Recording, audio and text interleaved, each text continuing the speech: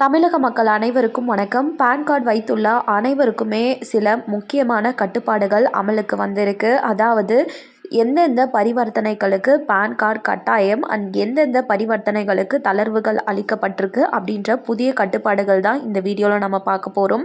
வீடியோக்கு போகிறதுக்கு முன்னாடி நம்ம சேனலை ஃபர்ஸ்ட் டைம் பார்க்குறீங்கன்னா மறக்காமல் லைக் பண்ணி சப்ஸ்கிரைப் பண்ணிக்கோங்க. அப்போ தான் அரசாங்கம் சார்ந்த அனைத்து அறிவிப்புகளையும் உங்களால் உடனுக்குடனே தெரிஞ்சுக்க முடியும். இப்போ வாங்க வீடியோக்குள்ளே போயிடலாம். இந்தியாவில் ஒவ்வொரு குடிமகனுக்கும் நிதி ரீதியாக மிக முக்கியமான அடையாளமாக இருப்பது பான் கார்டு மட்டும்தான். வருமான வரி தாக்கல் செய்வது முதல் வங்கி கணக்கு தொடங்குவது வரை பண பரிவர்த்தனை நடக்கும் அனைத்து இடங்களிலும் இது ஒரு தவிர்க்க முடியாத ஆவணமாக இருந்து வருகிறது. இந்த நிலையில தான் மத்திய அரசு தற்போது வருமான வரி சட்டத்தில் மேற்கொள்ளவிருக்கும் முக்கிய மாற்றங்கள் அமலுக்கு வர உள்ளன. பல ஆண்டுகளாக பயன்பாட்டில் இருந்த சிக்கலான பழைய விதிகளுக்கு விடை கொடுத்துவிட்டு வரி நிர்வாகத்தை எளிமையாக்கும் முயற்சியில் அரசு இந்த புதிய நடவடிக்கையை உள்ளது. இதனால் சாமானிய மக்கள் அன்றாட வாழ்வில் செய்யும் பண பரிவர்த்தனைகள், சொத்து வாங்குதல், வாகன கொள்முதல் மற்றும் வங்கி சேமிப்பு போன்றவற்றில் பான் கார்டு சமர்ப்பிப்பதற்கான வரம்புகளை அரசு கணிசமாக உயர்த்தியுள்ளது.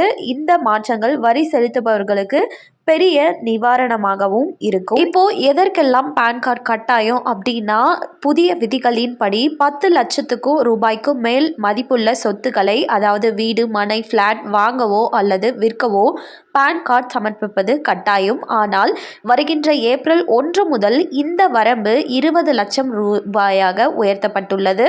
அதாவது நீங்கள் 20 லட்சம் ரூபாய்க்கு குறைவான மதிப்பிலான சொத்துக்களை வாங்குறீங்க இல்லை விற்கிறீங்க அப்படின்னும் போது பான் கார்டு சமர்ப்பிக்க வேண்டிய அவசியம் இருக்காது அப்படின்னும் புதிய மாற்றமானது சிறு நகரங்கள் மற்றும் கிராமப்புறங்களில் வசிக்கும் சாமானிய மக்களுக்கு ஒரு வரப்பிரசாதம் தான் சொல்லணும். ஏன்னா சமீப காலமாகவே அதிகரித்து வரும் சொத்து மதிப்புகளை கருத்தில் கொண்டே அரசு இந்த ஒரு முக்கிய முடிவை எடுத்திருக்காங்க. இதனால நிறைய விதமான சட்ட சிக்கல்கள் இல்லாம சீக்கிரமாவே நம்மளோட வேலை முடிஞ்சிடும். 20 லட்சம் வரை நீங்க ஈஸியாவே பான் கார்டு இல்லாம எந்த ஒரு விஷயம்னாலும் பண்ணிக்கலாம் இந்த லேண்ட் வாங்குறது சேல் பண்றதுல. அண்ட் இரண்டாவதாக பான் கார்டு ஒரு சில நபர்கள் 2 பான் கார்டுகளாக வச்சுருப்பாங்க.